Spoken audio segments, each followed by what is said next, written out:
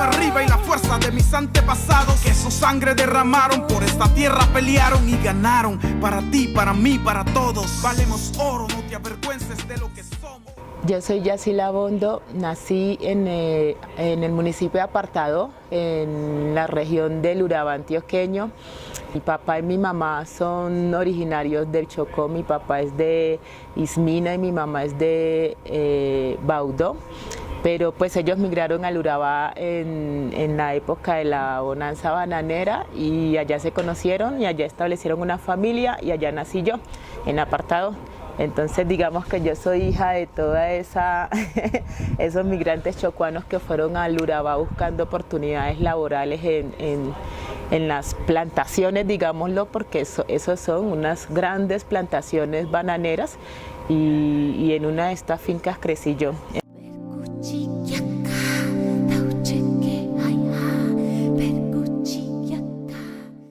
Pues cuando yo era niña era bonito, la verdad.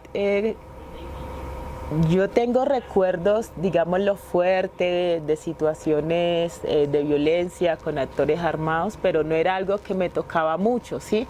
Para mí fue bonito, para mí fue sano, porque digamos que crecí en comunidad, toda la gente que vivíamos allí en la misma finca nos conocíamos, nos cuidábamos, los niños y las niñas todos éramos como hermanos, como hermanas, jugábamos los típicos juegos tradicionales del Chocó, ¿sí? Que juegan los niños, como Jamie, como Ponchao, como Soldadito de Plomo, no recuerdo otros, pero bueno, jugábamos ese tipo de juegos cuando yo era niña.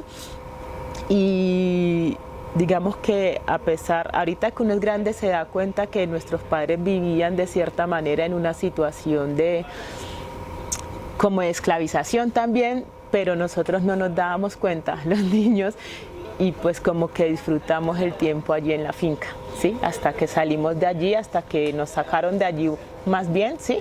Porque también digamos que fue un desplazamiento que en algún momento empezaron a hacer de los trabajadores de las fincas.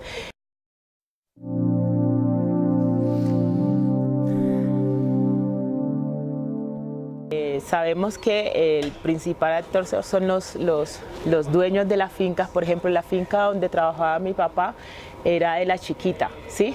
Entonces, y todas las fincas de por allí, de esa zona, creo que eran de La Chiquita también. Y los trabajadores todos en un primer momento vivían allí, en las fincas, ¿sí? Pero luego nos sacaron porque pues necesitaban el espacio para cultivar más plantas de banano, ¿sí? Entonces nos sacaron y también en un momento hubo presencia de actores armados porque los trabajadores de las fincas se empezaron a sindicalizar, ¿sí? Entonces digamos que allí fue cuando nosotros empezamos a tener un poquito más de conciencia de lo que significaba vivir en una finca y que nuestros padres trabajaran en una finca, porque sí nos dimos cuenta que empezaron a haber asesinatos. Yo era muy pequeña, pero sí recuerdo los asesinatos, recuerdo de hecho ver gente muerta a la orilla de la carretera cuando íbamos en bus de la finca al colegio Apartadó. Recuerdo también cuando la invasión, ¿sí? Cuando hicieron la invasión en lo que en un momento se conoció como Chinita, pero ahora es el barrio obrero.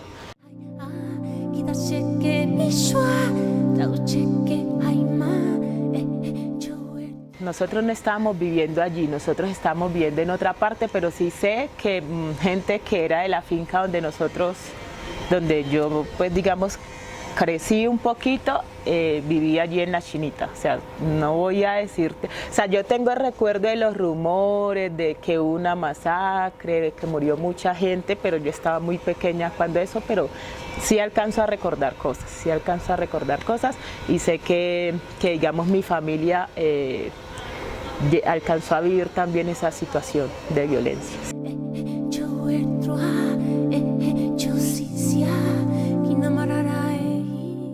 Pero luego me tocó salirme e irme a vivir a un lugar donde no conocía a nadie, donde no había no teníamos agua, no teníamos energía, no teníamos muchas veces ni comida y era bien difícil. Y eso por un lado. Lo otro es que también mi mamá, pues, como tratando de responder a esa situación, se hizo con una parcela para cultivar, ¿sí? Por allá por Blanquicet. Y fue una cosa muy bonita, ella le metió mucho el alma a eso y trabajó muy duro y en poco tiempo lo sacó adelante y era una parcela muy productiva.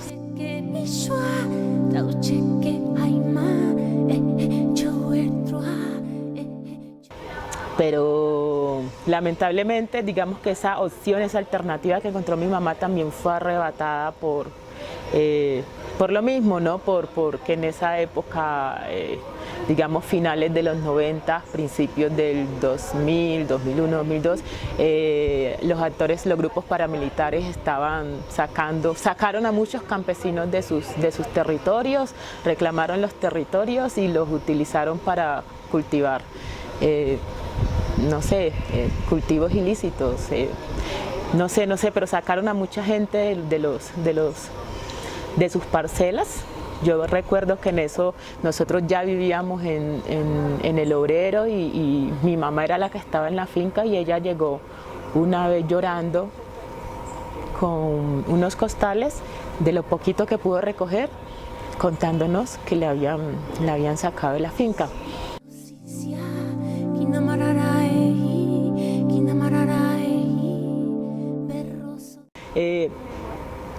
Nosotros, digamos que fuimos desplazados allí dentro del territorio, ahí mismo en apartado, múltiples veces y por múltiples situaciones. Lo primero es por lo que te conté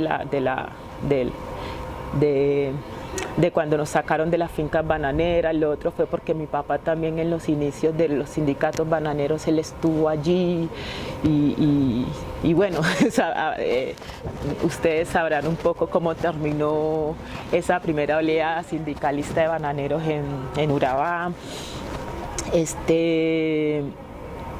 Luego pues lo de mi mamá con la finca agrícola.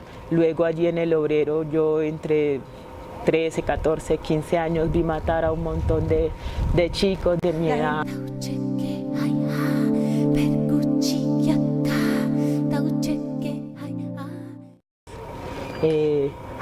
Digamos que el ambiente en que crecimos fue un ambiente un poco difícil, fue un ambiente hostil y donde había una gran oferta de grupos paramilitares, digamos que son sacando, corrompiendo a los jóvenes para que se unieran a ellos o para que vivieran según sus normas, sus códigos de conducta, ¿sí?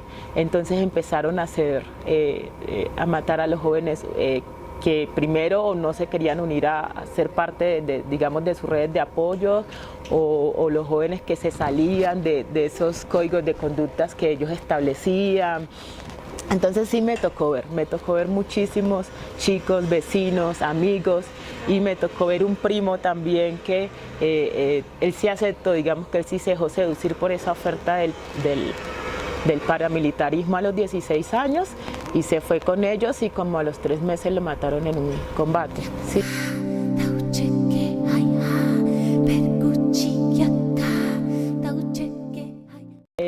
Yo era niña, por ejemplo, yo no puedo decir que era consciente del racismo como lo soy ahora, pero yo me devuelvo atrás y miro mis experiencias y sé que crecí en una coyuntura totalmente racista donde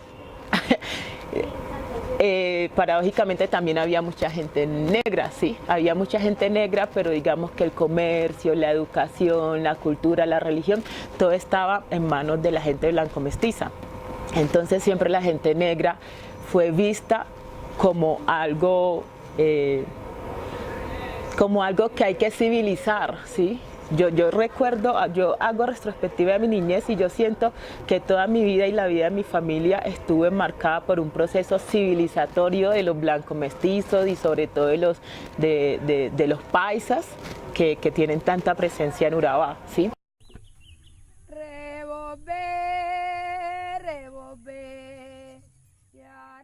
y la diversidad de las formas de ser, como un poco la incomprensión que hay sobre la multiplicidad de formas de ser, de lo cultural, de lo étnico, de lo racial, de lo vivencial.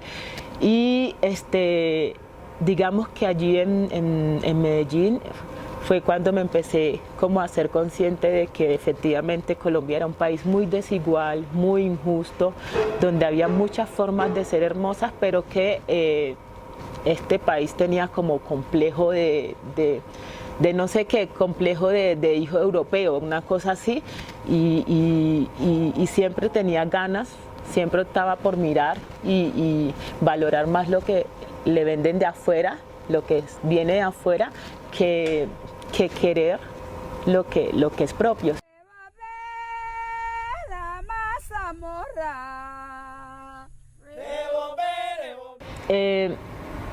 Para nosotros, todos estos años de lucha, los movimientos sociales étnicos, indígenas, afro, siempre nos hemos enfocado en algo importante, y es, esta es nuestra casa. Y como diría, ahí sí me toca un poco parafrasear al Papa Francisco, y es que esta es nuestra casa común, y si esta es nuestra casa común, tenemos que aprender a habitar en ella, ¿sí? Y habitar en ella, aprender a habitar en ella, significa aprender a respetarnos, ¿sí? Significa aprender a reconocernos, significa aprender a amarnos. Entonces, por eso estamos apoyando la Colombia Humana, porque los pueblos étnicos, a pesar de que quisimos como apartarnos un poco de todo ese conflicto social, político, económico que vivía este país, pero que no tenía nada que ver con nosotros, terminamos en medio del conflicto, ¿sí? Nuestros abuelos, nuestros papás, nuestras mamás, nuestros hermanos, nuestros primos, terminamos en conflicto, nuestro territorio, terminamos en conflicto, y lamentablemente en términos cuantitativos fuimos uno de los más afectados en medio de ese conflicto.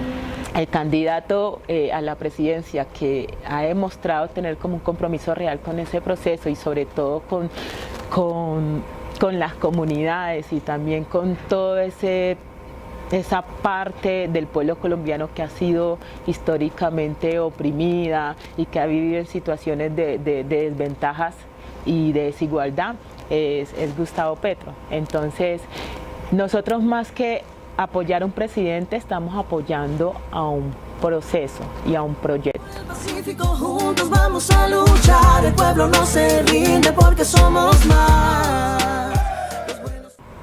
Por eso, pues quiero aprovechar y invitarlas a todos y a todas, en las comunidades, en los barrios, en las ciudades, en los pueblos, en los ríos, a todos y todas, a salir el 17 de junio a votar por la Colombia Humana, porque yo creo que ya es hora de que Colombia realmente avance, de que Colombia reconozca que todos estos años de violencia, de odios, de muerte, no nos han generado otra cosa diferente a violencia, odio y muerte. Luchando por caprichos o porque queremos, es porque por lo que nos merecemos. Estamos luchando por salud y un futuro bueno. ¿Y por qué? Por lo que nos merecemos. Por lo menos nosotros, la gente negra, la gente indígena, la gente pobre, la gente que viene de las zonas rurales, como que no podemos vivir por vivir, sino que tenemos un propósito, ¿sí? Y ese propósito es luchar día a día porque las condiciones sean mejores, porque la realidad se transforme, porque un día realmente pues uno pueda regresar al campo y estar tranquilo, y no tener que estar en medio de tantas confrontaciones de violencia.